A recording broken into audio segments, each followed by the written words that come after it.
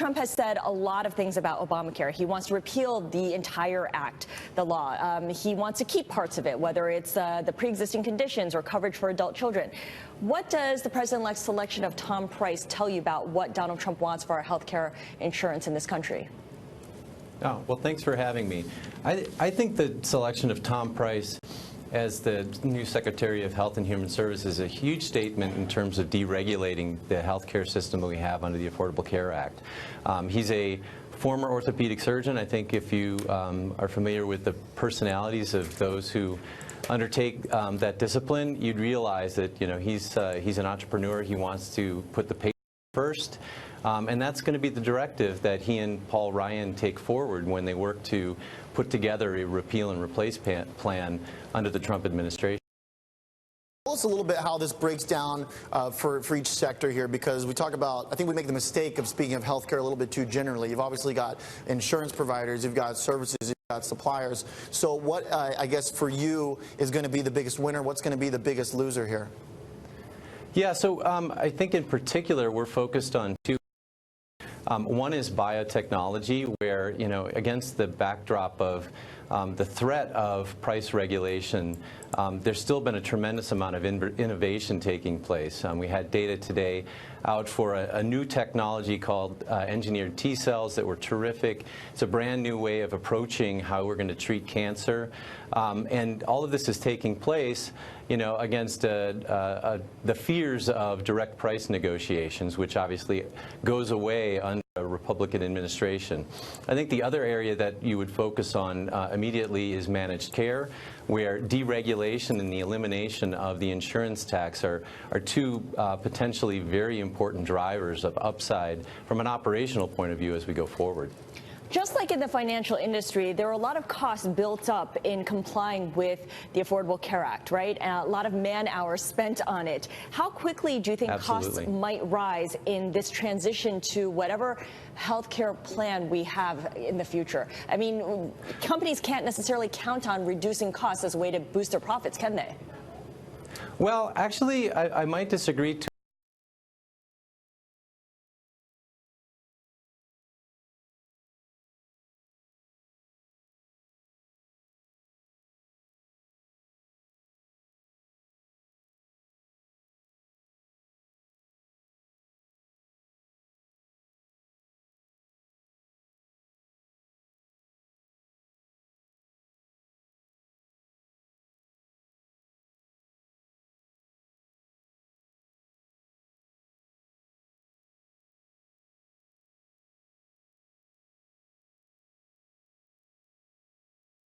Limited extent, with the Republicans in power, I think repeal is almost assured, and that will get replaced on a schedule to be implemented sometime in 2019. Ethan, just real quick, obviously some of the companies here in health had a pretty rough year, obviously off the highs. A few of the names in your own portfolio have been hit pretty hard. Some of these sort of specialty biopharm. Is there anything right now that you're revisiting in terms of your positioning? Back to the earlier point of biotechnology being an area that we really see some tremendous innovation taking place. That's probably the area we would focus on first. It's been frankly quite surprising. We've seen a lot of follow through in other areas that would benefit from a Trump administration. Care, healthcare actually hasn't performed that well. So if you look at names like Amgen or Celgene, we're going to see some new data coming forth for both of those companies in the relatively near future. If I focus in on Amgen, they have a study that should report out very shortly that we think is going to be highly positive for a new category of cardiovascular drugs that's just getting started and has a multi-year runway. So we're very optimistic for biotech, as I indicated, and that would be the we're considering doubling down or adding to positions. All right, perhaps doubling down on biotech. Ethan Lovell, portfolio manager at Capital, thank you so much. Still ahead, we're awaiting a speech from President-elect Donald Trump from the Carrier plant in Indianapolis. Trump will be giving a speech from the Carrier factory in Indiana, where we'll announce that they're keeping jobs. Well, we expect Trump to announce that they're keeping jobs in the state. We'll have more on that soon. This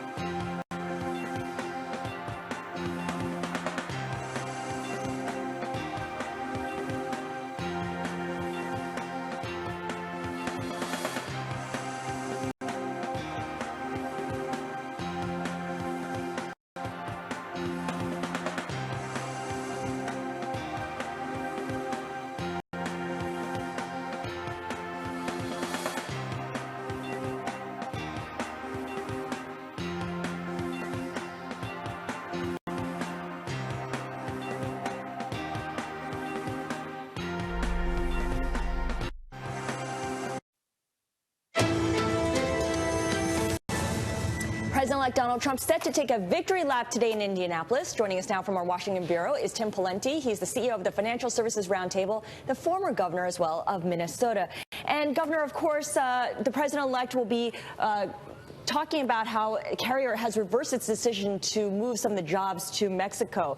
It's certainly good public relations, especially since he has not yet taken office. We don't know what he offered to Carrier to offset the move, but politically, does it even matter at this point? No, I think for the public's consumption and in terms of media reporting, it's already chalked up as a victory. So the details will be interesting, but by the time they become more transparent and available, I think this will already be in the victory column for President-elect Trump and Vice President Pence, importantly, in this regard. So, of course, it's been hyped up quite a bit. What exactly, I guess, would you want? So if we've got a president-elect here who's talking about keeping jobs here, that's obviously been a big part of his campaign. How then does he go about doing it in a concrete way to where Tim Pawlenty might say, hey, you know what, this is a great way to do it? Well, it is a good way to do it. All states have economic incentives to try to attract or keep jobs and companies in their states to varying degrees.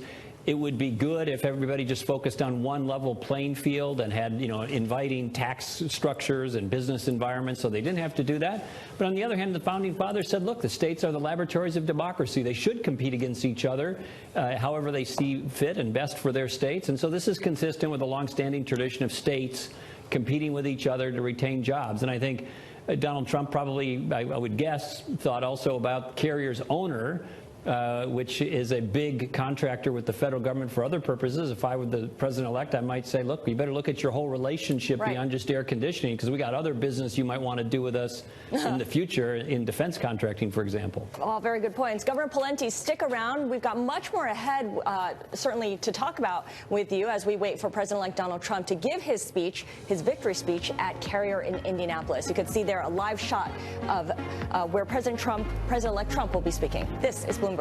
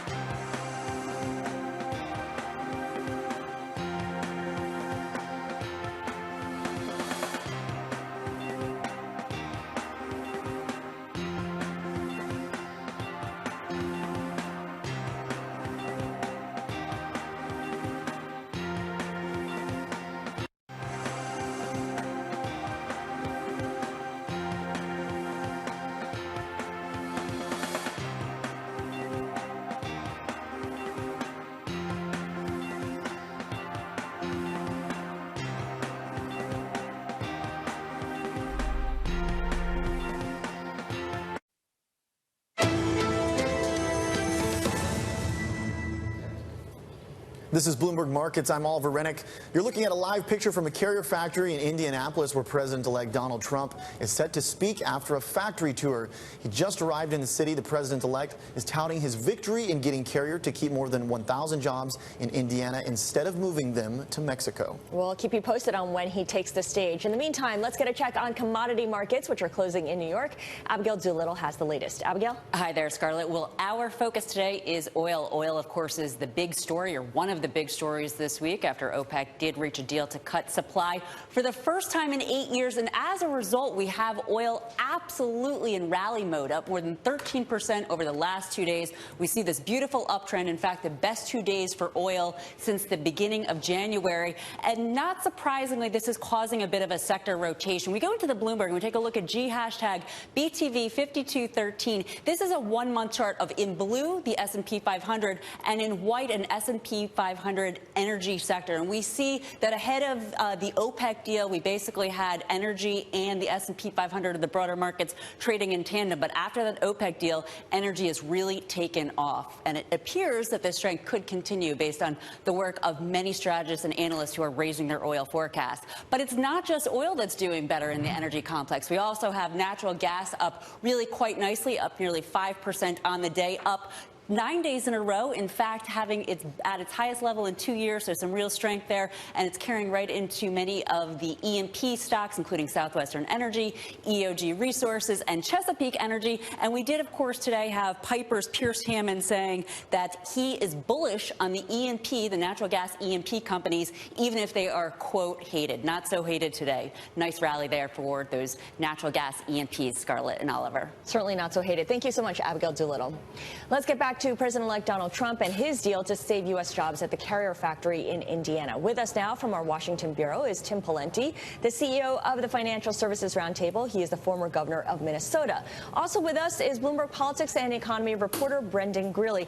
Brendan, let's start with you. The governor was talking about how this is a key political victory, but I wonder, is this good economics for the government, for the president-elect to intervene at such a micro level?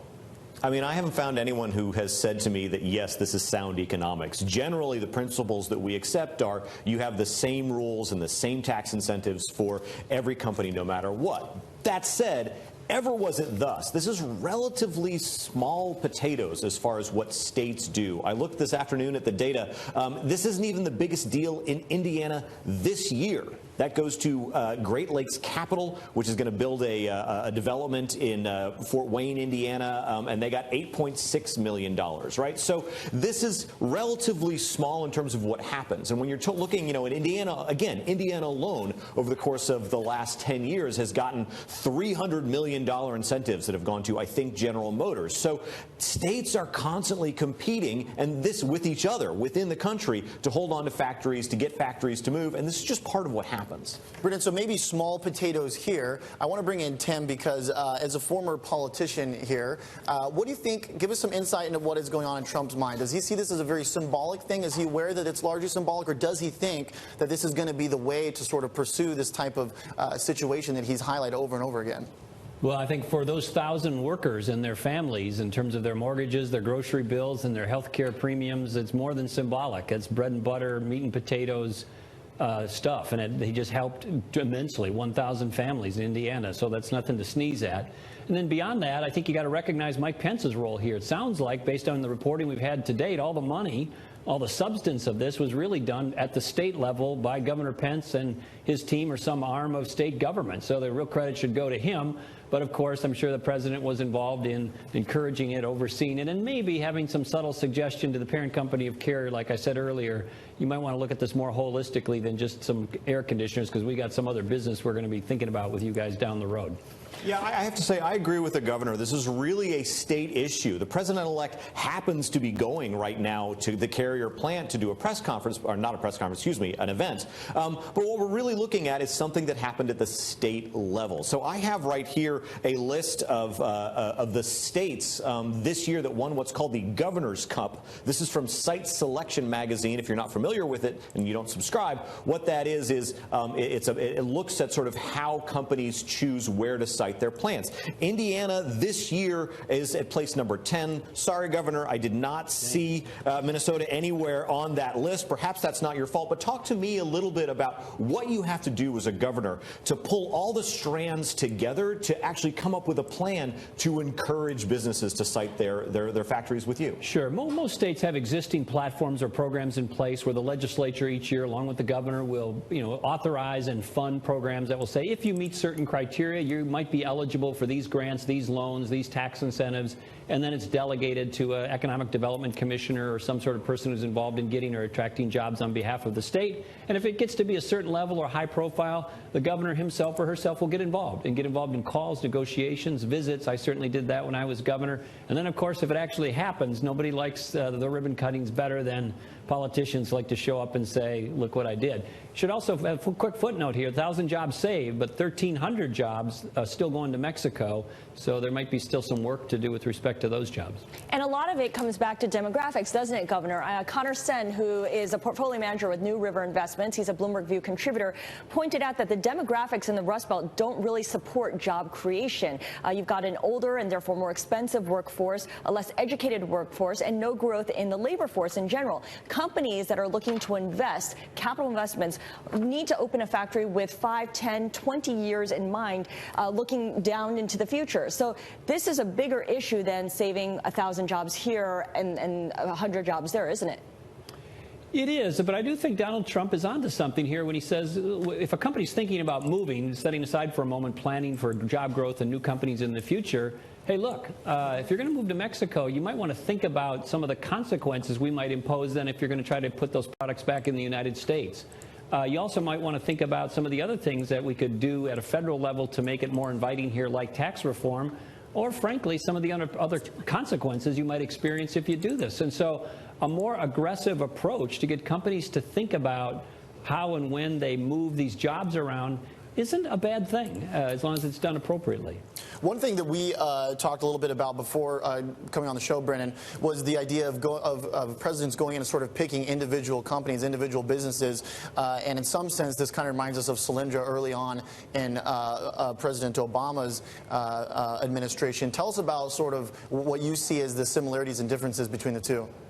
Well, economists would lump both under failures of public choice theory. This is this economic theory that somebody won a Nobel Prize for it in 1986 that basically says actors in government are just as susceptible to market forces as actors in markets. As Governor Pawlenty just said, you want to get up there and be at the ribbon cutting and take credit for what happened, right? So Solyndra, in a way, the complaint about Solyndra 3 and 4 years ago was that the president was picking winners and losers. You're not supposed to do that in efficient markets, right? But all governors do, all presidents do, right? This is, we like to think that we're beyond what we used to call industrial policy, where you say, okay, we're going to produce these things. But one push from President Obama's administration has been a policy to encourage the development of green energy. And this is, again, something that no government is immune from. And one of the things that I'm curious to see in the next administration is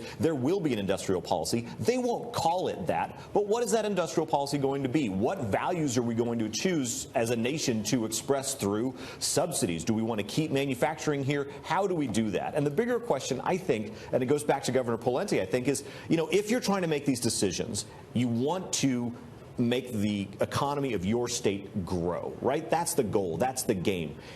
What is the better way to do it? By going company by company, or by saying we're going to educate people, we're going to build infrastructure? Well, ideally, Brendan, we would have a environment where people compete on state-based macroeconomic considerations, so you don't have this company-by-company enticements. Right. But inevitably, when that one company's about to leave, like, would you want to stand on principle about the macro consistency of your tax code and your business costs, or would you like to save 3,000 jobs? And of course, everybody bends into that. It's funny, you say macroeconomic consistency, and I'm here nodding, and I can hear Donald Trump's voice in my ear going, nerd. Well, there's some irony here in the sense that Republicans are always saying, let's get rid of crony capitalism, except when it comes to the stuff they want to favor. Right. That being said, to your point, what's coming next is the fourth industrial revolution. And there is an incredible correlation between skill development and education and the ability to access the jobs of today and tomorrow. And with artificial intelligence, algorithms, machine learning, robotics, automation, we're just beginning to see the disruption of not just the blue-collar jobs, but I think some of the lower and mid-level white-collar jobs. And that's why a part of this policy shouldn't just be about taxes on businesses. It has to be about what can we do as urgently as possible to get everybody's skill and education level ready for the next challenge, which is you can't access this economy without a requisite level of skills. You certainly can. Right. And those are long-term issues that probably won't be resolved, Governor, in the next 12 months for sure. I wonder, though, and again, we don't know the details of what exactly Donald Trump traded off with Carrier in order for these jobs to remain in Indiana as opposed to moving to Mexico. But isn't there a risk of a moral hazard being created here in that other companies that want tax concessions can threaten to move their jobs to Mexico as well?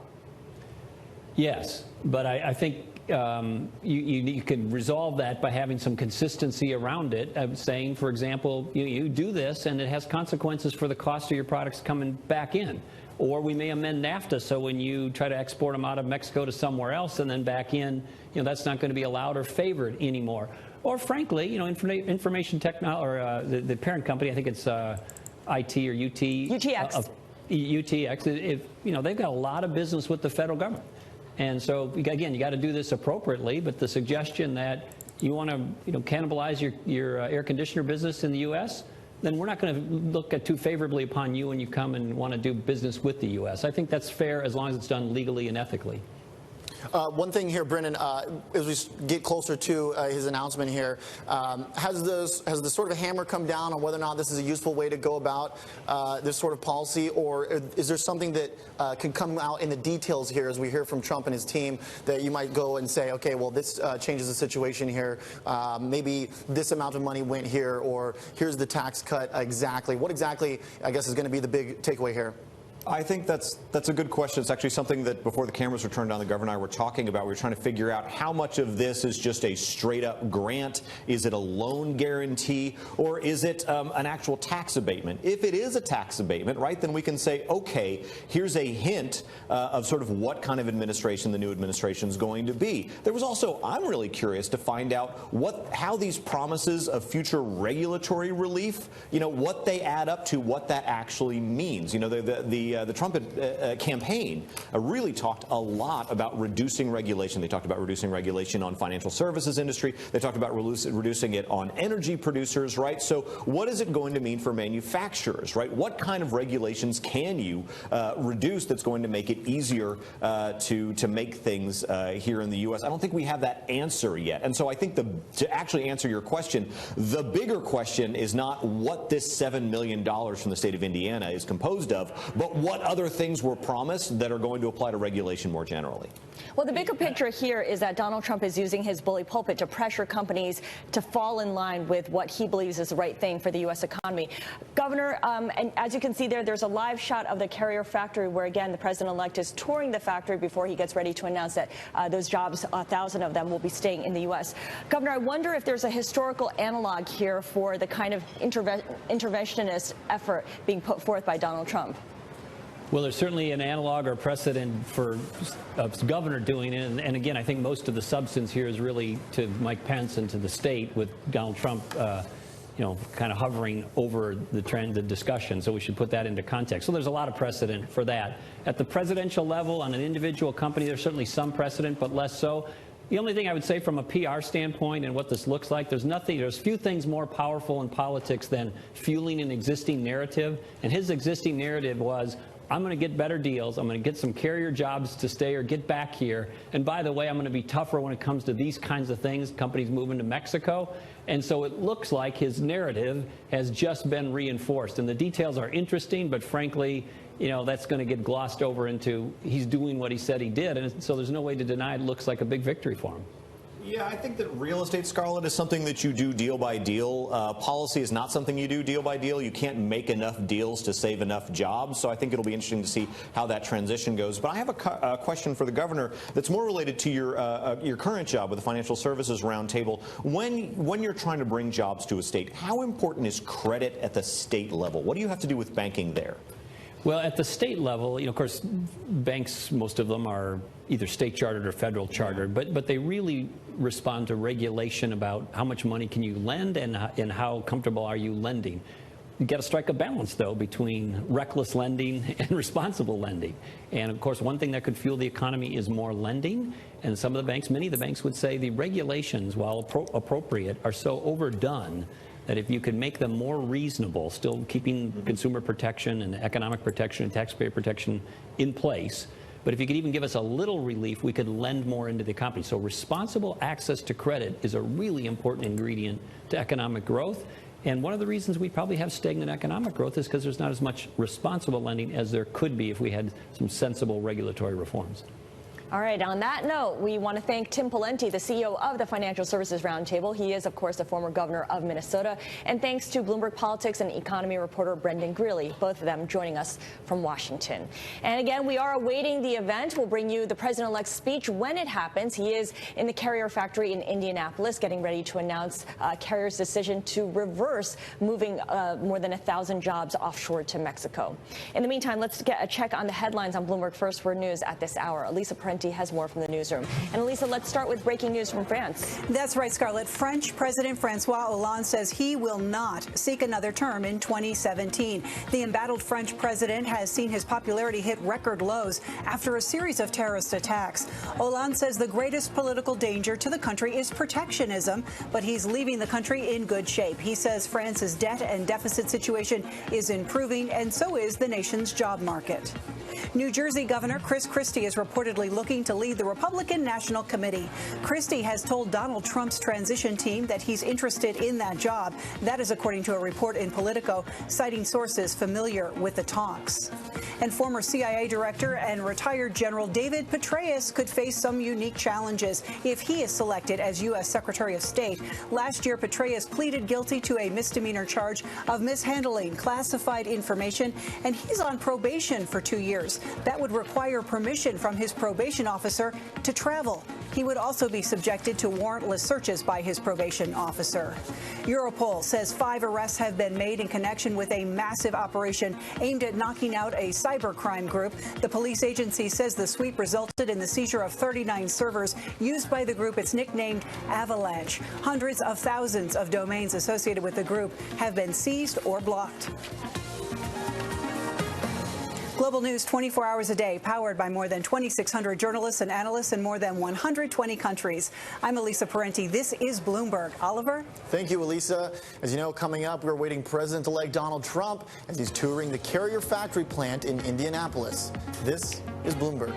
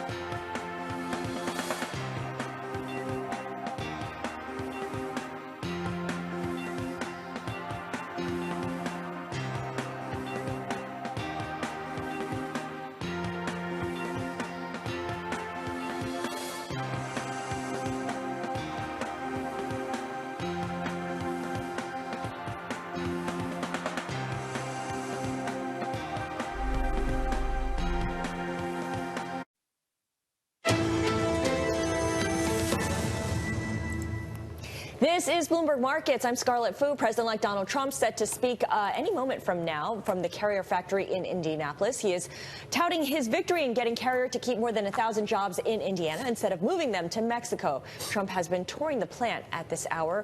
He will speak following comments from United Technologies, the parent company of Carrier's CEO, Greg Hayes, as well as Vice President-elect Mike Pence, the current governor of Indiana. Let's head now to Bloomberg's Abigail Doolittle for today's sector report. Abigail? Hi there, Scarlett. So the sector ETF that we're taking a look at today is GLD, or the Gold Trust, and it is down more than 1% over the last 2 days. We see this decline here, perhaps as commodity money is flowing into the energy sector. Plus, we've had dollar strength, especially over the last month. The Bloomberg Dollar Index did hit a record high in November, and this is showing in holdings declining in the gold ETFs, down 14 days in a row, the longest losing streak or longest period of withdrawals for the gold ETF since 2015, down 5.5% over that time period. And on the year, this is now showing gold is actually up on the year by about 10%, but it's at its lowest level since about February, really giving up the gains that we saw into July. The question, of course, could be what's next for gold. When we go into the Bloomberg and we take a look at BTV 5218, this is a roughly 5-year chart of gold. Gold is on top. We see this descending trend channel out of gold's nominal peak back in 2011, but it appears that gold could be hitting the support of the middle of this range, and supporting that idea is the RSI, or the Relative Strength Index, on the bottom. Investors often use this momentum indicator as a buy or a sell signal. Right now, the RSI is below 30. That's often considered to be a buy signal, suggesting that gold is in fact oversold and that perhaps investors will soon be flocking back to gold and bringing its price back higher. Scarlett and Oliver. All right, great chart. Thanks so much, Abigail Doolittle. Coming up, we are awaiting President-elect Donald Trump to speak at the Carrier factory in Indianapolis. This is Bloomberg.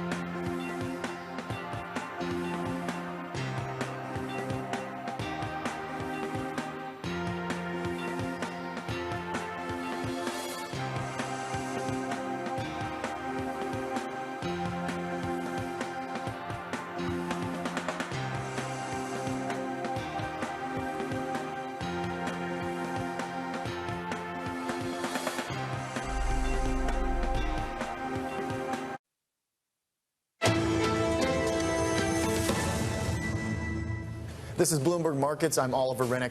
Right now, you're looking at a live picture from a Carrier factory in Indianapolis, where President-elect Donald Trump is set to speak any moment now. We'll take you there when he begins. In the meantime, joining us now is Joe Weisenthal, executive editor and co-host of What You Missed. And Joe, a lot of economic data coming out today before the big jobs report tomorrow, and much of it pretty encouraging. It's been a really good week for economic data all around, of course.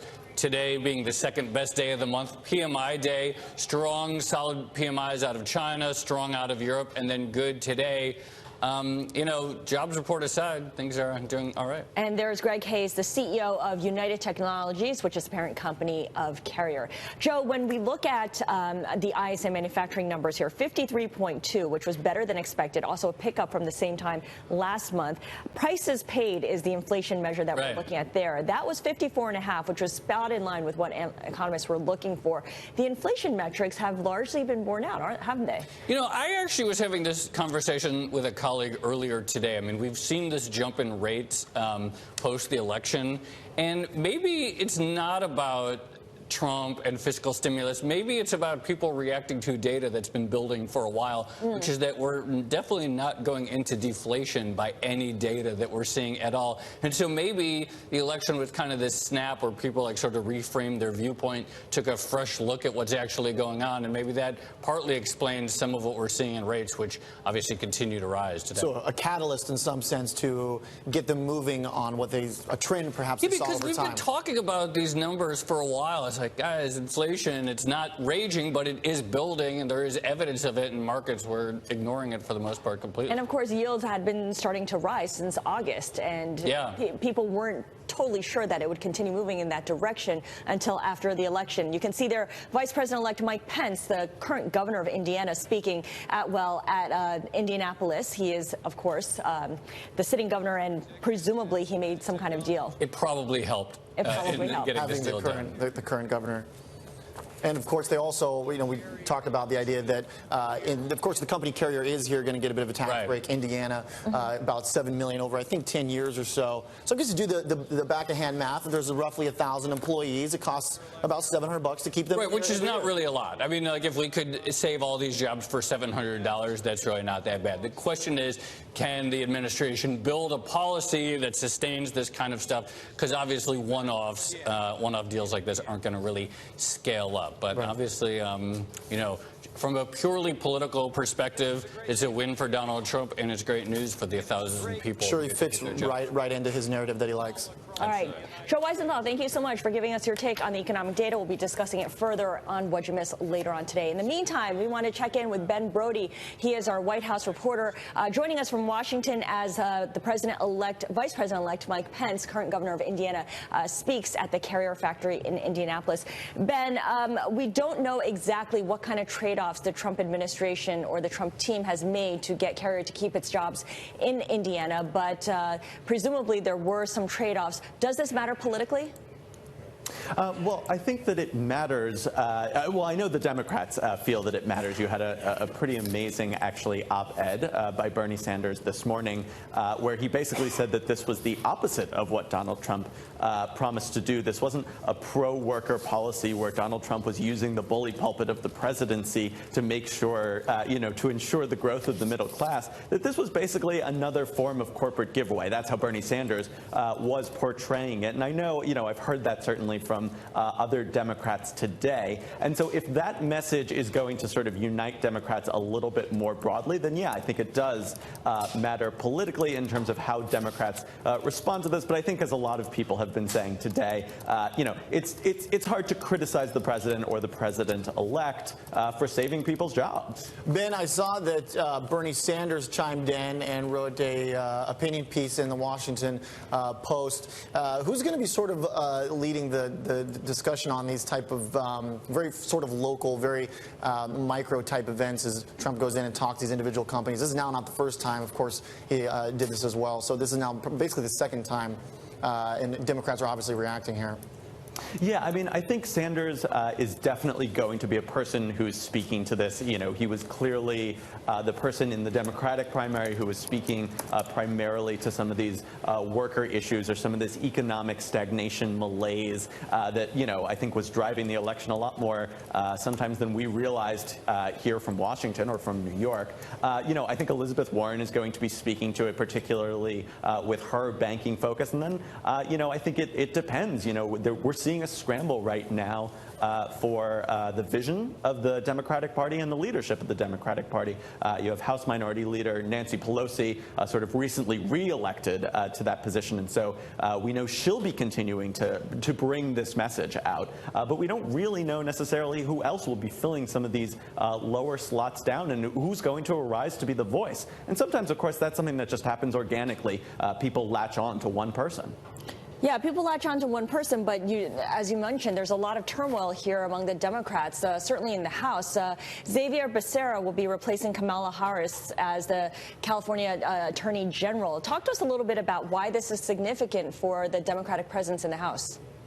Right. Well, you know, he's one of those people who, you know, we keep talking about this young leadership in the House that's poised to take over. You know, just as soon as the Democrats change their rules and the leadership structure and the committee structure becomes a little bit more flexible, a little bit more merit-based, a little bit less based on seniority and time as the ranking member, then they're going to take over. And we've really been talking about that now for a number of cycles, and the Democrats have taken punishing losses. They took them during the Obama administration. They took them sometimes during the Bush administration. They took them during the Clinton administration. And for most of that time, it's been roughly the same leadership team. Now, Becerra is somebody who we thought was going to sort of come up whenever that hot air started to rise. And he's basically said, I don't know if I can get a promotion here in D.C. You know, I'm going to go back to California. It's also worth mentioning, of course, that as the Attorney General in California, you know, he has a lot of power over consumers. You know, you know, those California Attorney Generals, they go after a lot of consumer issues, and they can set a lot of policy because of how big the state is. Ben, we've gotten some information about Trump's administration and who's going to be in it has started to trickle through in the past couple weeks. Obviously, this carrier thing probably didn't happen overnight, but I'm wondering if you can sort of opine on maybe what some of the leaders that Trump has told us about, how they might feel about this sort of approach to solving these problems with jobs going abroad. How does this fit into the broader economic vision of some of the people that we've seen going in and out of Trump Tower the past couple weeks? Absolutely. I mean, you know, I think the key thing that we've really been watching the past few days is Steve Mnuchin for Treasury Secretary and, you know, almost just as much Wilbur Ross for Commerce. You know, that's been the news of the past few days, and I think this plays right into the kind of thing that we're talking about with Carrier. These guys came out and very early on when Trump was bombastic, when people said that he was offensive, and when people said that he had no chance politically, they said no. He has tapped in, again, that economic stagnation message. He has tapped into it. He speaks to it. He gets it. It's what's going on the ground. And those guys, Ross in particular, really said that that had to be driving the conversation. Now, Ross will be at Commerce. You know, they are, you know, the cabinet department for American business, and they're going to play a big role, along with the U.S. trade rep, in determining how Trump deals with the trade deals that are in place. He said that he's going to scrap or renegotiate some of them. He's going to go from this multilateral regional approach to the bilateral approach, which of course is slow and doesn't necessarily make a lot of changes at a given moment, but that's the one that he said that's the way to get a bigger deal. You don't have to make as many concessions. So we're seeing Ross on that. Mnuchin is interesting because he's come out. He hasn't been somebody who we saw having a lot of policies, and you know, he was a bit of a cipher for us. We knew he was in the running, but we didn't necessarily know what he's going to do. It's interesting that he's coming out now. He's talking a lot about the tax cuts. Now, this has a little bit less to do with trade, but he's talking about his tax cuts, and he's saying that actually the way they're going to work is there's going to be a rate cut at the top, but they're going to close so many loopholes that it's really going to be concentrated in the middle. It's not what the experts are saying, but that's what Mnuchin is starting to tell us about how he envisions his tax plan. All right, Ben Brody, thank you so much, our Washington correspondent, joining us from our D.C. bureau. And, of course, you're looking at a live shot there of Vice President-elect Mike Pence wrapping up his comments and bringing the President-elect Donald Trump on stage at the Carrier factory in Indianapolis. The President-elect, of course, taking his victory lap after convincing Carrier to keep jobs in Indianapolis. Let's listen in. Thank you very much. I love that red hat. Thank you, everybody. I want to thank all of the dignitaries that are with us today. We have a whole host. The mayor and the governor-elect, great people. It's a big victory for the governor-elect. He won very convincingly, so we're very proud of him. And, you know, Mike has been such a wise decision for me. when people were saying, I don't know, how good is he at decision making, they'd always say, yeah, but he picked Mike Pence. That's a good decision. And everybody loves Mike. He's become something very special. I want to thank Greg Hayes of United Technologies, because when I called him, he was right there. I wish I could have made the call when they were doing their original decision, but it worked out just as well, other than I would have liked to have had an answer a year and a half ago. We had a tremendous love affair with the state of Indiana, because if you remember, during the primaries, this was going to be the firewall. This was where they were going to stop Trump, right? And that didn't work out too well. And it was a firewall for me. It was a firewall. And we won by 16 points. And the election, we just won by 20 points, almost 20 points. And that was some victory. That's pretty great. And I just love the people, incredible people. So I got involved because of the love affair I've had. This has been a very special state to us. And I'll never forget, about a week ago, I was watching the nightly news. I won't say which one, because I don't want to give them credit, because I don't like them much, I'll be honest. I don't like them, not even a little bit. But they were doing a story on Carrier. And I say, wow, that's something. I want to see that. And they had a gentleman, worker, great guy, handsome guy. He was on. And it was like he didn't even know they were leaving. He said something to the effect, no, we're not leaving, because Donald Trump promised us that we're not leaving. And I never thought I made that promise. Not with Carrier. I made it for everybody else. I didn't make it really for Carrier. And I said, what's he saying? And he was such a believer. He was such a great guy. He said, I've been with Donald Trump from the beginning. And he made the statement that Carrier is not going anywhere. They're not leaving. And I'm saying to myself, man. And then they played my statement. And I said, Carrier will never leave. But that was a euphemism. I was talking about Carrier like all other companies from here on in, because they made the decision a year and a half ago. But he believed that that was, and I could understand it. I actually said I didn't make it. When they played it, I said I did make it, but I didn't mean it quite that way. So now, because of him, whoever that guy was, is he in the room by any chance? That's your son. Stand up. You did a good job. You did a great job, right? That's fantastic. And I love your shirt. Oh, wow. Oh, put it on, cameras. Go ahead, put it on. Well, your son is great. And he meant that, didn't he? He really meant it. At first I said, I wonder if he's being sarcastic, because this ship has sailed. And then I said, it was 6:30 in the evening, and I said, boy, the first thing I'm going to do is go there, and I say, do I call the head of Carrier, who's a great guy? But I've always learned I got to call the top. And I heard about Greg Hayes. He's a great executive. You know, I don't know if you know, United Technologies is one of the top 50 companies in the United States, and one of the top companies anywhere in the world. They make many other things other than air conditioners, believe me. Their list of companies is incredible. So I called Greg Hayes. I heard of him, but I never met him.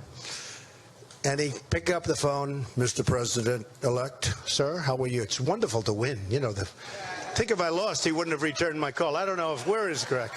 I don't know. Would you if I lost and called you, I don't think you would have called. I would have tried for you guys, but I think it would have been tougher, right?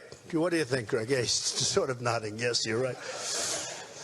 But I called Greg and I said, it's really important. We have to do something, because you have a lot of people leaving. And you have to understand, we can't allow this to happen anymore with our country. So many jobs are leaving and going to other countries, not just Mexico, many, many countries. And China is making so much of our product that we're closing up a lot of plants. And I mean, I wrote down some numbers that are incredible, but the numbers of manufacturing jobs that are lost, especially in the Rust Belt, and the Rust Belt is so incredible, but we're losing companies. It's unbelievable, one after another, just one after another. So I said, Greg, you got to help us out here. We got to sit down. We got to do something. I said, because we just can't let it happen. Anyway, he was incredible. And he said, I understand. And I said, I wish I made this call a year and a half ago. It would have been a lot easier call. Only because of your son, okay? Believe me. Your son, whoever the hell your son is, these people owe him a lot. And I just went through. He's out in the factory. I thought they were all going to be in this room. This room's not big enough. Yeah, I know. I don't know who arranged that one. Because we just visited 1,000 people in the factory that are going wild in the plant. But I will tell you that United Technologies and Carrier stepped it up. And now they're keeping, actually, the numbers over 1,100 people, which is so great, which is so great. And I see the people. I shook hands with a lot of the people. They're right behind us working. I guess, what is it? You're making so many air conditioners, you didn't want to even have them come off for a half hour. He's a ruthless boss. He's ruthless.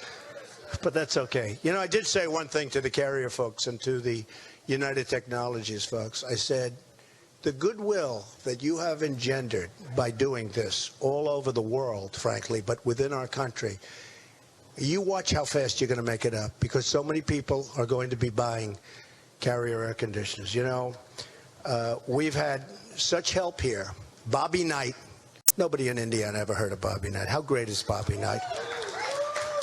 Lou Holtz, Gene Cady. We had such incredible support. But I'll never forget, a friend of mine called up and said during the primaries, he said, you know, if you could get Coach Knight. And I said, you know, Coach Knight called me a year ago. This was a year before I decided to run. He said, if you ever run, I'm supporting you. I said, thanks, Coach. I just don't know if I'm going to be doing it. And then when he said, if you could get Coach Knight, I'll tell you, I got Coach Knight. How good was Bobby Knight as far as we're concerned in Indiana? Is that right? We got Bobby Knight, 900 wins, 2 championships, right? 2 or 3 championships, Olympic gold medal, Pan Am Games, and he was unbelievable. He wouldn't stop. He was just going all over. He was the greatest guy. We came into an arena, Greg, and we had 16,000 people inside, outside. We had, I think, 10,000 outside. It was, and I left. This was 3 weeks before the primary, and I left. I said, how are we going to lose Indiana with this? I didn't think we were going to lose, and we didn't. We won big. But so I want to thank all of those folks, because they really helped with Indiana and with a lot of other places. So United Technologies has stepped up, and I have to say this, they did it in such a nice and such a professional way, and they're going to spend so much money on renovating this plant. And I said, Greg, say that number. You know, he said 16 million. Well, the minimum number is 16. It's going to be, in my opinion, a lot more than that. He said, well, I'd rather say the lower number. See, I'd rather have him say the higher number, so I won't say it, okay? It's just a difference in philosophy. Do you agree? Both are okay, but difference in philosophy. But they're going to spend more than 60. They're going to spend a lot of money on the plant. And I said to some of the folks, I said, companies are not going to leave the United States anymore without consequences. Not going to happen. It's not going to happen. I'll tell you right now. We're losing so much. So one of the things we're doing to keep them is we're going to be lowering our business tax from 35%, hopefully down to 15%, which would take us from the highest tax nation virtually in the world. This is terrible for business. To one of the lower tax, not the lowest yet, but one of the lower tax. The other thing we're doing is regulations. The regulations are, in fact, if I asked Greg and your folks, you would probably say regulations might be worse for you than even the high taxes, which is the biggest surprise of the whole political experience. I thought taxes would be number one, regulations would be up there someplace.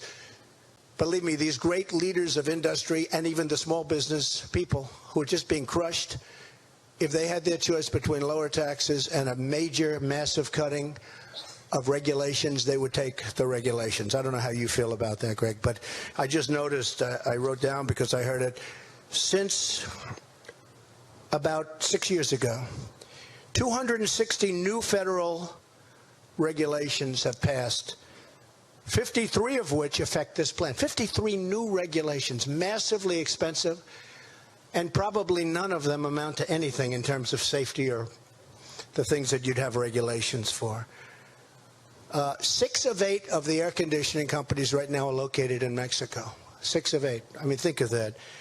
And 80% of the supply chain for Mexico, 80% is located in Mexico. And we're not going to have it anymore. So we're not going to have it anymore. And we like Mexico. We think it's wonderful. I was there 3 months ago with the president of Mexico. Terrific guy. But we have to have a fair shake. We're not getting anything. We have NAFTA, which is a total and complete disaster. It's a total and complete disaster.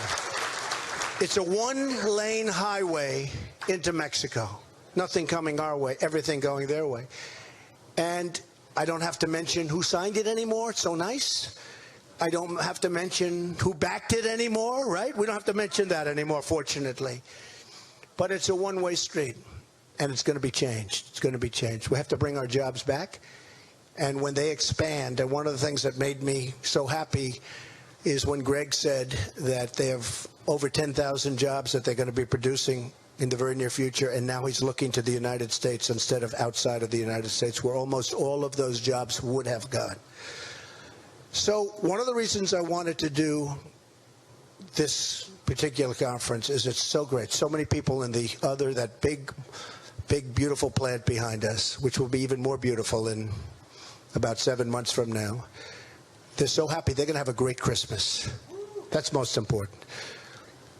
But also, I just want to let all of the other companies know that we're going to do great things for business. There's no reason for them to leave anymore, because your taxes are going to be at the very, very low end, and your unnecessary regulations are going to be gone. We need regulations for safety and environment and things, but most of the regulations are nonsense. It's become a major industry, the writing of regulations. And that these companies aren't going to be leaving anymore. They're not going to be taking people's hearts out. They're not going to be announcing, like they did at Carrier, that they're closing up and they're moving to Mexico. Over 1,100 jobs. And by the way, that number is going to go up very substantially as they expand this area, this plant. So the 1,100 is going to be a minimum number. So I just want to thank everybody, and specifically I just have to thank the people that I met backstage. Incredible people. The spirit, the love. People are crying. I mean, they're all crying. And it's taken us a little while. But think of this. I don't think we even announced we were running when this deal was originally announced. And in the end, what happened is, because that makes it much more difficult. I mean, it's hard to negotiate when the plant is built. You know what Greg said? Greg said, you know, the plant is almost built, right? I said, Greg, I don't care. It doesn't make any difference. Don't worry about it. What are we going to do with the plant? Rent it, sell it, knock it down. I don't care. But we're going to do, and they're going to do fine with their plant. I don't know if they're going to be able to do with an American company, but we'll figure that out. But where we're starting is from a much easier place. It's hard. A year and a half ago, they make an announcement, and, you know, all of that work is done, which is why I have such respect. I always say great business people, they have flexibility. You know, if you're hard line, well, we're not going to move. Flexibility. That's why they've done so well over the years. That's why it's a great company, because they have flexibility. But we're not going to need so much flexibility for other companies, because we are going to have a situation where they're going to know, number one, we're going to treat them well, and number two, there will be consequences, meaning they'll be taxed very heavily at the border. If they want to leave, fire all their people, leave, make product in different companies in different countries, and then think they're going to sell that product over the border, which, by the way, will be a very strong border. Very strong border, believe me. And I think companies, we're going to build the wall. People are saying, do you think Trump's going to build the wall? Trust me, we're going to build the wall. And by the way, people are going to come through that wall. We're going to have doors in that wall. But they're going to come through legally. And people are going to come through on worker permits to work the fields. We're going to have people, a lot of people are going to come through, but it's going to be done through a legal process. But one thing that's not going to come through is drugs. The drugs are going to stop. The drugs are going to stop. So I just want to thank all of the people at United Technologies, most particularly you, because you are fantastic, Rick. I want to thank, and I want you to tell me how many air conditioning units you sold in the last 6 months from today, because I want to say I think it's going to be a number that even will surprise your folks because of the tremendous goodwill that you've created. I want to thank all of the workers at this plant, all of the carrier workers, most importantly.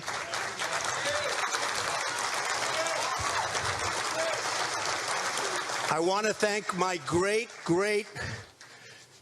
Vice President-elect, because I'll tell you what, one of the really good decisions, but I want to thank Mike.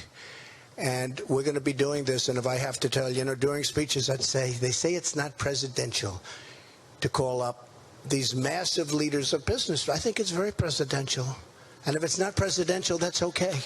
That's okay, because I actually like doing it. But we're going to have a lot of great people that can also do it and do it as well as I do it.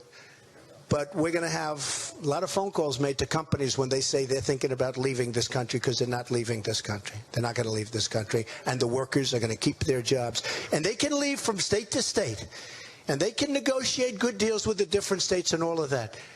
But leaving the country is going to be very, very difficult. So I want to thank everybody. We love you folks. I want to really, really thank the people of Indiana. We had 2 massive victories in a very, very short period of time. And all of the workers have a great, great Christmas and a fantastic New Year. Thank you very much, everybody. Thank you. Thank you. Thank you very much. Thank you. And you can see there President-elect Donald Trump finishing up his remarks at the Carrier factory in Indianapolis, his first public speech since winning the election on November 8th. And of course, Oliver, this Carrier deal that the Trump team has negotiated, according to our reporting and according to the company, includes a state incentive package of about $7 million over multiple years. There was an analyst, Howard Rubel, at Jefferies, who said that moving the operations to Mexico, as the company had originally planned, would have saved UTX, United Technologies, the parent company, about $65 million a year. That's about 2 cents a share. So it wasn't that significant at the end of the day. Right. And obviously they have some incentive to work with the government. But before I show that, I want to actually point out that the deal is also contingent upon some factors, according to the reporting, including employment, job retention, and capital investment, which I thought was interesting. So I guess they want to make sure that, hey, the money, the windfall that you're getting here from the tax break isn't just going to go back to buying up your own shares. But I was going to point out the incentive with the government here is that there's quite a bit of money that they obviously get from the revenues from the U.S. government. Always an opportunity to jump in the terminal. Let's do it real quick. I'm looking at the financial analysis, the FA function for the parent company of Carrier, United Technologies Corp. Basically what they're doing is looking at their balance sheet, basically, and seeing that revenues are about 10% from the U.S. government. So you break it down by segment here. There you go. This is actually, well, this is older. It's 2009. Let's bring it up to speed here. It's about 10% when you look at the government. About $5.6 billion. They've got about $56 billion total revenue in fiscal year 2015. You can see that they obviously want to keep a pretty big customer here on their side. So that's not obviously going to be the case with every single company that Trump has to deal with. That's probably working to its advantage in this case. And you can find that under UTX Equity FA Go. Right? FA, go over to segments. You can check out all the revenue breakdown by region, by customer. So very useful. All right. Donald Trump finishing up his remarks at the Carrier factory in Indianapolis. There we go. We're about 35 minutes from the close of trading. Let's get a quick check on markets with Abigail Doolittle, who's here. Abigail? Hey there, Oliver. So we are still looking at mixed trading action for the U.S. averages. We have the Dow trading higher, in fact, on pace for another record close. But as you can see, both the S&P 500 and the NASDAQ are lower. Now, the NASDAQ is really down quite a bit, down about 1.5%. A huge divergence between the Dow and the NASDAQ that really stands out. In fact, the NASDAQ is on pace for its worst two-day decline since September 9th. And part of this could be a sector rotation. As for where the money is going into, most likely the energy complex. We do have oil up nearly 3% on the day, higher for its second day in a row, on pace for its best two-day increase since the end of January. We also see the S&P energy sector really doing better from all of this. But where is the money coming from? Well, most likely technology. That tech-heavy NASDAQ is down lower, and we do see shares of Microsoft and Facebook trading lower, and part of that could be that sector rotation plus some of these high beta names, according to Bloomberg Intelligence analyst Paul Sweeney, tend to react on some of these days where there's big news. Ending on a bright spot, though, or starting to end on a bright spot, another reason the Dow is moving toward a record high and where some of the money is rotating into the financials. We do have the financials trading higher, and this is why. We have the 10-year yield making an amazing move today. Earlier, the 10-year yield had traded higher by more than 10 basis points, reflected in red, because this, of course, signals a sell-off in bonds. We're seeing a little bit of a move back down, but still, we're just seeing this big spike in yields, which, of course, helps the banks lend and make more money when they do lend. Oliver and Scarlett. They've been looking for those higher yields for a while. Thank you so much, Abigail Doolittle. It's time now for the Bloomberg Business Flash, a look at some of the biggest business stories in the news right now. Carnival's Princess Cruise Lines will plead guilty to criminal charges over waste dumped from one of its ships. It's going to pay about $40 million in what prosecutors say is the largest U.S. fine over vessel pollution. Investigators found more than 4,000 gallons of oily waste illegally dumped off the coast of England in 2013. Visa is buying Cardinal Commerce in a move to improve security in e-commerce transactions. Cardinal's technology helps merchants and issuers authenticate card purchases made online. The acquisition will help the payments network giant improve security for customers paying through connected devices like phones and wearable devices. And Credit Suisse is cutting nearly 200 jobs in London this week to lower costs. That's according to people with knowledge of the matter, who say it's part of an overhaul that sees the lender focusing more on wealth management. The cuts will bring the bank closer to a previously announced goal of eliminating about 6,000 jobs this year. And that's your Business Flash update. All right, coming up tomorrow, this is a big one that you don't want to miss. Our Bloomberg editor-in-chief, John Micklethwait, will be sitting down with International Monetary Fund Managing Director Christine Lagarde. It'll be a wide-ranging conversation on the global economy, women, France, of course, with the news that Francois Hollande will not be running for president in 2017. All of that and much more. That's coming up at 1 p.m. Eastern, 6 p.m. London time tomorrow. And, of course, later today, we'll also be hearing from Carlos Slim, the Mexican billionaire, speaking of Donald Trump, who has some comments about what's happened across the border politically for his country. This is Bloomberg.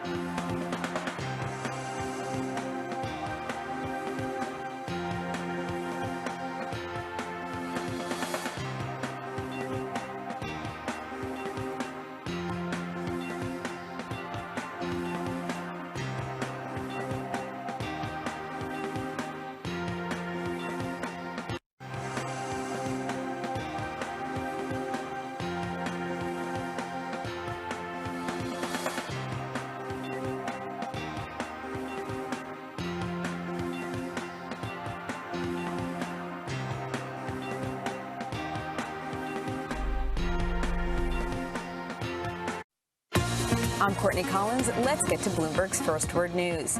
French President Francois Hollande says he won't run for re-election.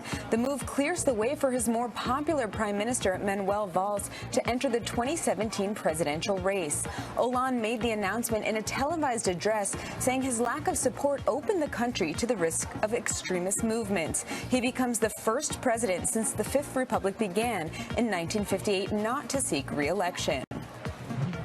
West Virginia Senator Joe Manchin may be tapped for Secretary of Energy. That's according to Politico, citing three sources close to the discussions. But the conservative Democrat says he hasn't been contacted by Trump's team and has no plans to travel to New York. Manchin has been a strong advocate for coal. President Obama is set to speak on the subject of counterterrorism Tuesday in Florida. That's according to White House spokesman Josh Earnest. It's likely the president's final formal address on the issue before leaving office in January. Mr. Obama will also meet with Special Operation Forces at MacDill Air Force Base. OPEC's members have reached a historic agreement to reduce oil production. But now the cartel needs non-OPEC producers to follow suit. In an exclusive interview with Bloomberg Television, OPEC Secretary General Mohammed Barkindo says a deal will be brokered to satisfy everyone's concerns. For the first time in the history of our collaboration with non-OPEC, we are going to have a joint agreement that is jointly binding, in which both OPEC and non-OPEC will serve in the monitoring committee at the ministerial level to ensure the compliance to this agreement.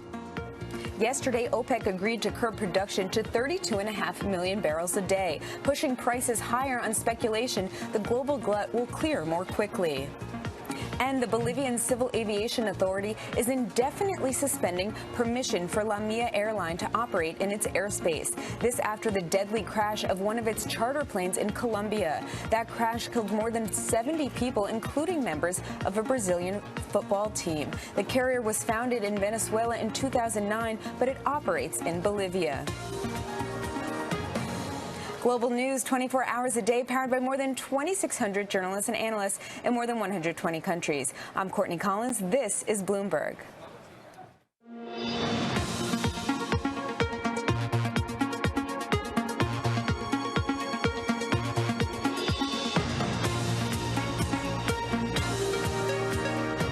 Live from Bloomberg's World Headquarters in New York, I'm Scarlett Fu. And I'm Jill Weisenthal. We're 30 minutes from the close of trading here in the U.S. U.S. stocks falling from near all-time highs after equities capped their first advance in 4 months. I'm going to do the Joe line, but the question is, what'd you miss? The 30-year-old bull market in bonds looks to be ending with a bang. The yield on the 10-year Treasury note saw its biggest monthly jump since 2009 as investors dumped debt offering yields near record lows. President-elect Donald Trump takes a victory lap in two Midwestern cities, symbolic of his surprise victory. He starts in Indianapolis, where he has proclaimed success at keeping manufacturing jobs at home. Mexico's richest person, Carlos Slim, says his country needs to focus inward after Trump won the U.S. election. We'll have his remarks later this hour. Let's get you started with a look at where the major indexes stand as we head towards the close. We check in with Abigail Doolittle for more. Abigail? Hi there, Scarlett. So we are looking at mixed trading still for the major averages here in the U.S. right into the close. We have the Dow trading nicely higher. In fact, on pace for yet another record close. But as we can see, the S&P 500 and the NASDAQ are both trading lower. So this divergence really stands out. And weighing on both the S&P 500 and the NASDAQ more so than the Dow are some of the technology shares. These include Microsoft and Facebook, both trading lower for a second day in a row. Kind of an under-the-radar screen sell-off in tech. Pretty interesting. But some of this could reflect a rotation out of technology shares, with investors taking the money out of tech shares and reallocating to energy on oil's big jump this week. Plus the financials. We have big strength in the financial sector. We have both JP Morgan and Wells Fargo trading nicely higher. The financial sector is the best performing sector for both the Dow and the S&P 500, helping to explain why the Dow is actually at a record high. And behind some of this, the 10-year yield shooting higher. Earlier today, up more than 10 basis points, really an extraordinary move on the day, but still up 6 basis points right now. In red, of course, price trades inverse to yield, so indicating a bit more of that sell-off in bonds. That, of course, November was the worst sell-off in bonds on record since 1990. $1.7 trillion came out of bonds. And we have a great chart to explore this in the Bloomberg, which is #BTV 5215. And this is a long-term chart of the 10-year yield, of course, trading down inverse to that 30-year bull run in bonds. The question is, what's ahead? So we do have the 10-year yield trading toward the top of that trading range, suggesting that maybe the spike in yield is nearing an end. This range does suggest it could go up to, call it 2.65%, maybe even 3%. But the bigger message here may be that we're going to see the 10-year yield consolidate this massive move. Of course, bonds are safe havens. There are some risk events ahead, including the Italian referendum, the FOMC. Maybe investors will sell the news. Some saying that the market has done the Fed's work for itself. Another reason to think that this bond sell-off could end, the RSI here is nearing 60. And earlier today, a Bloomberg customer, Augustin Vero, also a technical and quantitative strategist, he said that the last 5 times that the RSI and the 10-year yield has gone to 60 or above, it has basically signaled a move back in the other direction as bonds rally, typically a period of 5 months, which he timed, interestingly, to the March FOMC meeting. So it'll be interesting to see what's ahead. But it does look like we may have this spike in yield cool off a bit in the weeks and months ahead, Scarlett and Joe. Abigail, that's an important chart showing that the yield in the 10-year moving right back to where it was at the start of the year. Thank you so much, Abigail Doolittle. What'd you miss? Let's get some more insight into the bond market route and everything else that's going on with Mark Cudmore, Bloomberg intelligence analyst, a former FX trader. Mark, thanks for joining us here. You're usually based out of Singapore.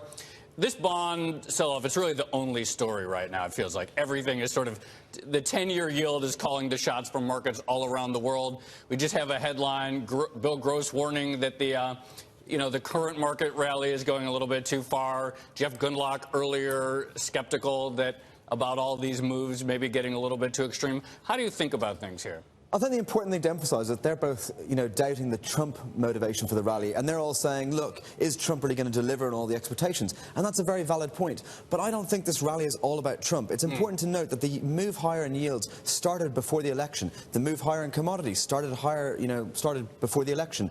Copper reached its high up until about a week ago, actually the day after the election. It did 20% in the previous 3 weeks and then kind of hung around the same level. So to me, there was good news already before the election, and people were just waiting for that risk event to get out of the way. So was that move up, and you can trace it back to late August, I think, for the 10-year yield. Was that move up driven by fundamentals, or was it a consolidation of some of the gains that we had seen in the previous 10, 20, 30 years? I mean, I think there was genuine change in fundamentals. We were starting to see a little bit of inflation tick up. We were starting to see signs of proper kind of wage inflation at an okay level. Nothing's running away, and I don't see any chance of inflation properly running away anytime soon. But we are starting to see a rise in input prices. We also saw Chinese input prices stop falling for the first time in a long while. So, there's a lot of good signs. Manufacturing data started picking up before the election. October was the best month in 2 years for global manufacturing. So the growth was there already, and this is just a risk event out of the way. And speaking of manufacturing data, another really fresh round of data out today. Chinese data solid, European data solid, U.S. data solid, the ISM and PMI. It looks like for the first time in a while, all the regions are sort of accelerating nicely. Absolutely. And, a lot of people say the moves have gone too far too quickly, and they have gone very quickly. But it's important to remember where we've come from. I mean, in reality, the 10-year was out 2.3% last year, when the year ahead was looking terrible, in December last year, this time last year. And, a lot of these moves might seem quite dramatic, but that's only because we really reached extreme in the other way in the summer. So this is more just a normalization. All right, if this is more of a normalization and the economic fundamentals, as evidenced by the PMI, supports or justifies the move, what about the strong dollar? Won't that come back to hurt us eventually? I think so, absolutely. It's going to be self-correcting at some point. And I mean, the million-dollar question is, what level does it become self-correcting? Obviously, that's a disinflationary impact, and it starts hitting growth at some point. I don't think we're there yet, though. One of the themes of this entire year has been political event risk. And we obviously had the Brexit vote, and people thought that that was going to be a big deal, and it was for about 2 days, and then most markets sort of forgot about it. Then the election, again, it was like that time it just lasted a few hours, and then we saw equities off to the races. This Sunday, we have two big votes in Europe.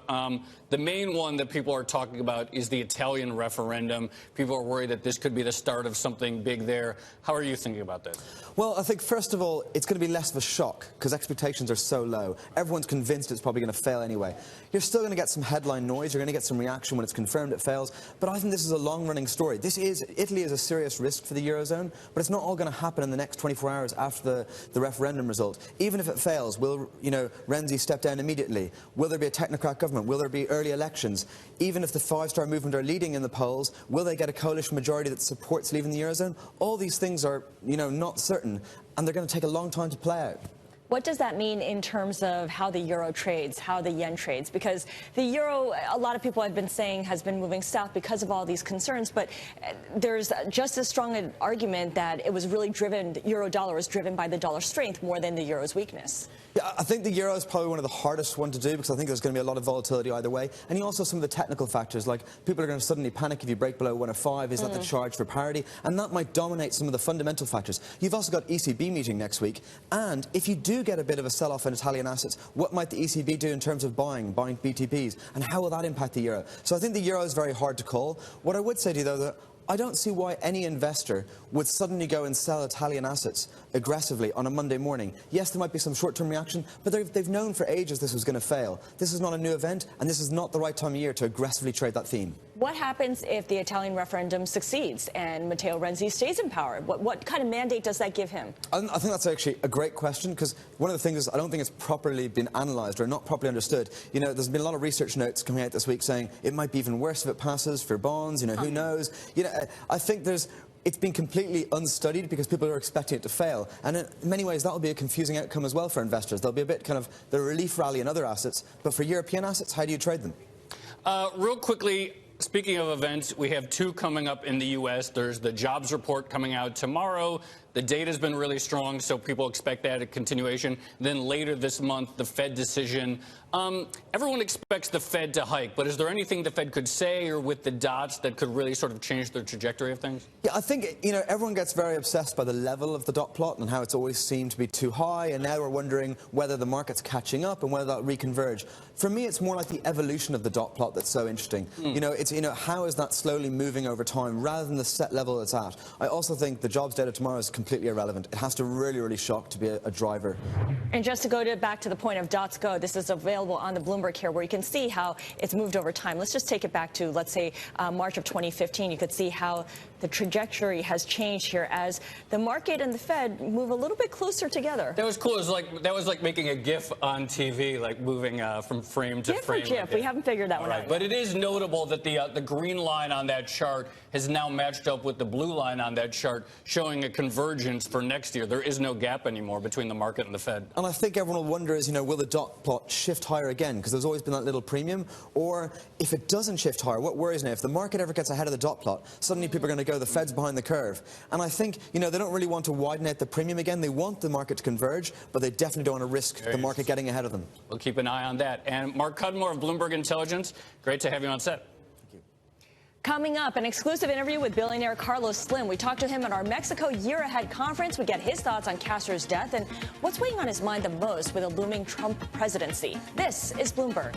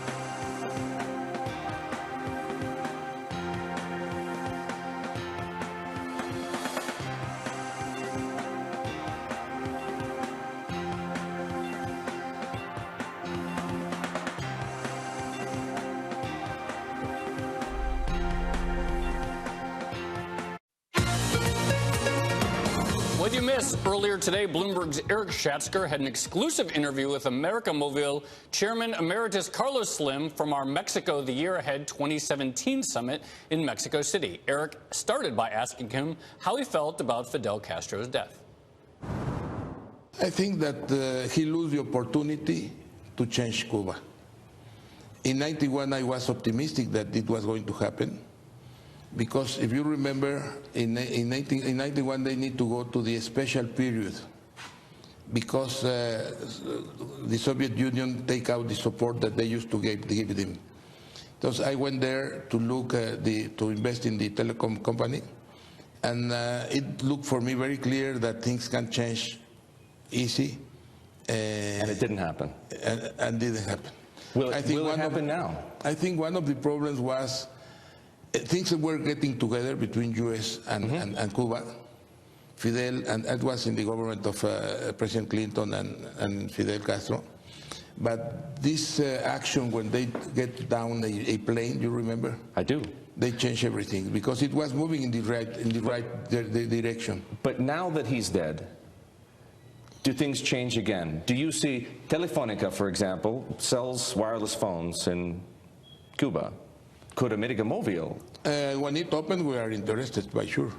But it's not open enough yet? No, the only countries we are not is in Cuba, Bolivia, and Venezuela, and some countries, countries of the Caribbean. But we are everywhere in Latin America. Will you think about attending Castro's funeral? Excuse me? Would you attend his funeral? No, no. No, you weren't that close. No, I was there the last time, 2001.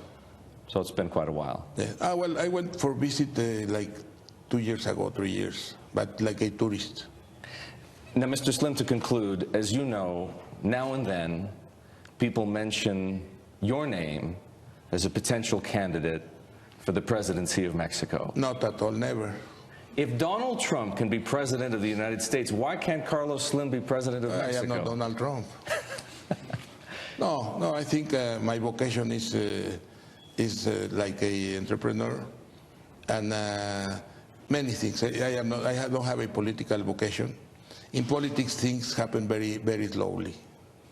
Well, if it's not going to be you, there's an election coming in this country in 2018. What do you want to hear from the people who run from that office? What's most important? Well, I will tell you better about today. I think it's very important that we have already a important law in transparency and corruption. Is very important. That's a point that we need to solve.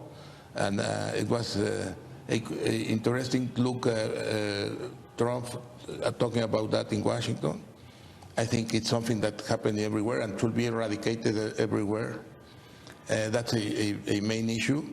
And the other is to have a good program, precise, not too eternal, to make Mexico grow up. Mexico has lost many opportunities to grow since the last 30 years. The oil price, the interest rates down, the $150 of the oil, the investment in many things that have done. And what should be open is the private investment worldwide. I like that Trump talked about public partnerships of $1 trillion for infrastructure.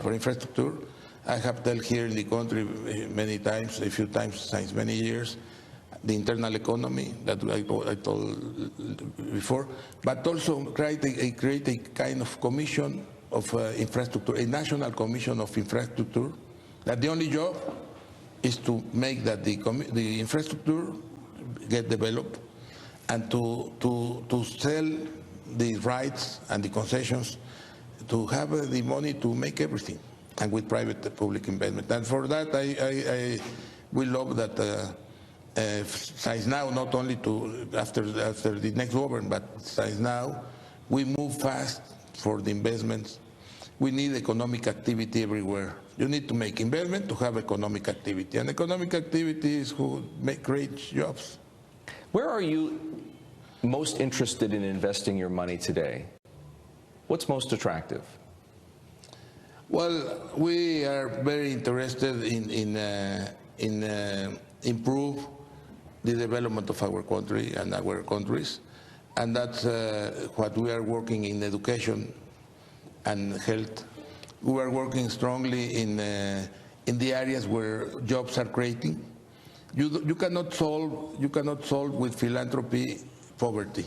You can help creating human capital. You can create education, health, culture, many things around. Training, that is the program. But at the end, the only way is with jobs. That was Carlos Slim, America Mobile Chairman Emeritus, speaking to our own Eric Schatzker at our Mexico The Year Ahead Summit in Mexico City. All right, let's get you to our Bloomberg Business Flash. A look at some of the biggest business stories in the news right now.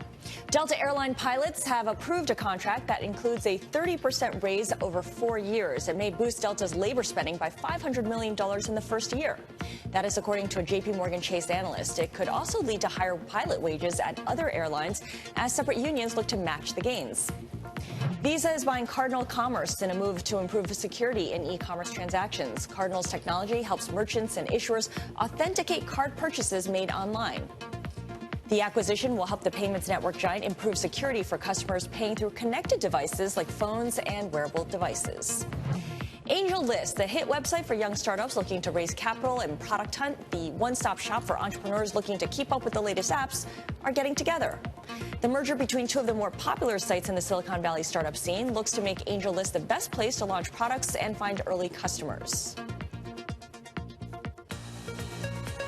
And that is your Business Flash update. Up next, was OPEC's surprise agreement to cut output actually the real deal? We'll show you why history offers reason for caution. This is Bloomberg.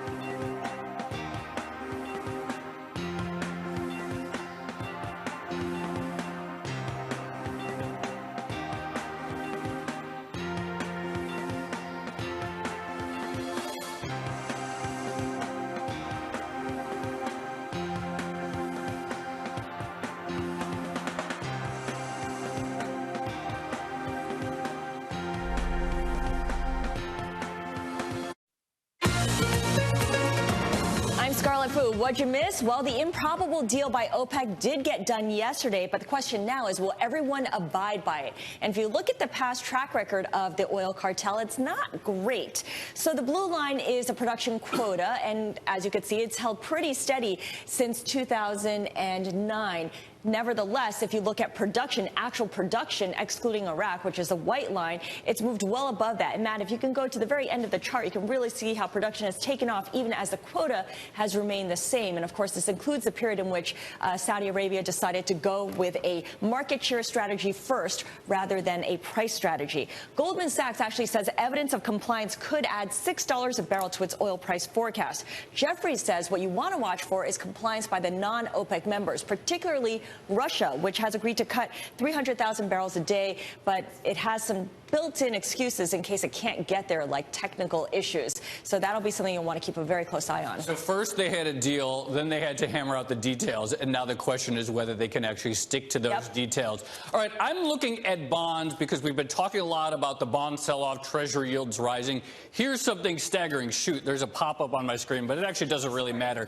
This is the Bloomberg Barclays Aggregate Index, which goes back to 1990. It's sort of like the S&P 500 for bonds. It's the ultimate bond index. It's just an incredible bull market over 30 years. But this month in November, if we focus down on this corner right down here, the worst month in the entire history of the index was this November. In 30 years of this index, which captures all these bonds all around the world, it's called the AG. It's the Bloomberg Barclays Aggregate Index. This was the worst. And now it's this huge question, was this just a tantrum like in 2013, or is this the start of a reversal of this bond bull market? It is arguably the only question that matters right now in markets. You have to get this right. Keep an eye. Extraordinary month. We'll see if this is the start of something. We've had a number of notable tantrums, though, in the past. I mean, look at 2013. Right. Yes, it looks modest in comparison, but you had it in 2010 several times, and, of course, 2008 as well. Exactly. So it may just be a one-off. It may not be anything, but could be. All right, stay tuned. The market close is next. Take a look at the major indexes with less than 4 minutes to go before the close. The Dow adding 67 points, 19,190. The Nasdaq off by 1.4%. This is Bloomberg.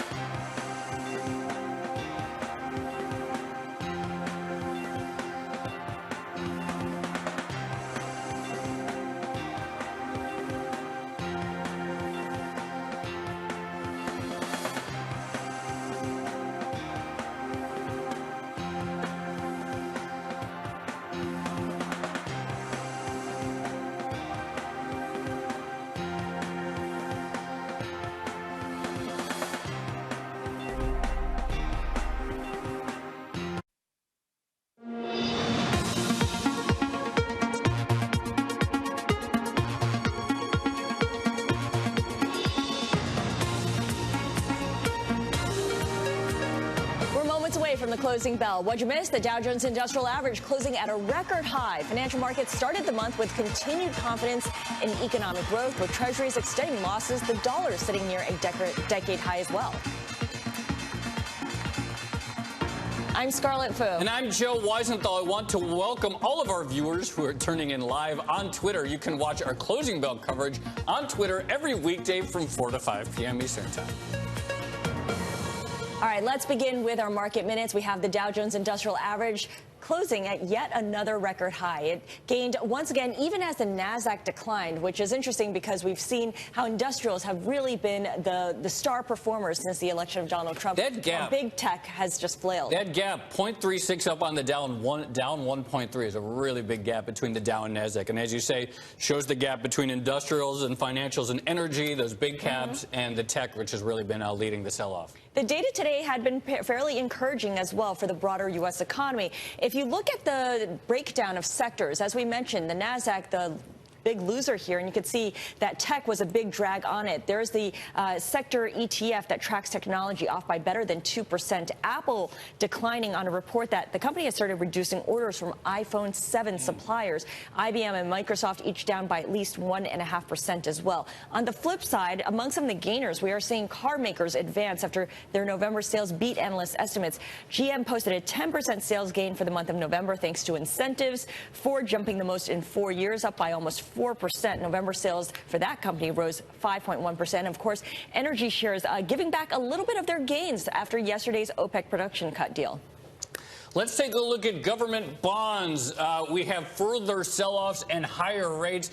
1.15% on the 2-year, 2.44% on the 10-year. Both were even higher earlier in the day. Really starting to see an intense sell-off, starting to freak people out as the economic data and expectations of more inflation and stimulus pick up. And here's a longer-term chart of the 10-year yield going back 5 years. And you can see we're right there at levels where they peaked in the middle of 2015, summer 2015. If we could poke a bit higher, we'll be at levels we haven't seen since 2014. And if we could get up to 3% yields, then, and we're still ways from that, then we'll really be at multi-year highs. So that just sort of puts into perspective this Treasury sell-off that we're seeing. It's been an incredible move. All right, well, the dollar taking a bit of a breather today. So here we're going to start with the British pound. There was speculation, maybe even hope, that the UK can keep its single market access to the euro bloc. Probably hope. Well, this all comes after the nation's Brexit secretary said the UK would consider making contributions to the EU to keep that access. David Davis didn't actually specifically mention making payments, but it's hard to see what other contribution there would be to keep that access. I also want to point out the Turkish lira. Its losses deepened. It's fell to a record low versus the dollar as well as versus the euro. That, of course, is adding to pressure to the central bank to step in and intervene, curb the losses by raising interest rates unexpectedly. And by doing so, it would oppose President Erdogan. But that hasn't changed the trajectory as well, as you can see the move there. All right, let's look at commodities. Iron ore having another big day. Iron ore has been absolutely on a tear lately. Up more again today, more gains. NYMEX crude is just a huge 2 days in West Texas Intermediate after that OPEC decision yesterday to cut output up 3%. And then gold, not really doing too much, but it remains below 1,200 as people are sort of rotating out of these popular safety assets that were popular earlier in the year. All right, those are today's market minutes. We do have some breaking news. Starbucks making the announcement that Howard Schultz is stepping down as CEO. He's going to be named executive chairman, and Kevin Johnson will now be the CEO to succeed Howard Schultz as CEO. Starbucks